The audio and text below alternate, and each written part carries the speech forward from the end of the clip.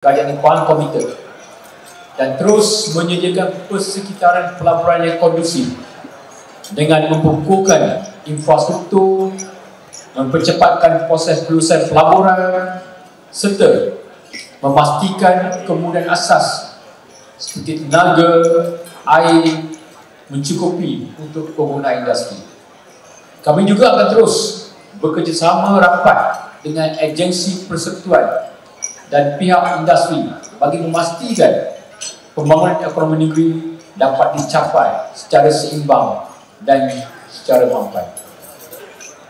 Bahan kini muncul sebagai hak pelaburan utama di Pantai Timur dengan kehadiran projek-projek strategik seperti Taman Perindustrian Malaysia China Kuantan atau MCKIP, Pelabuhan Kuantan serta pembangunan infrastruktur yang semakin pesat.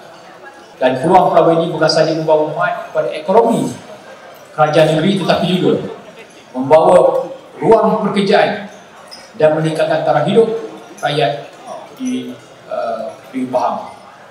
Dan ini juga selaras dengan aspirasi kerajaan negeri Pahang yang untuk mencapai wawasan Pahang maju pada tahun 2030.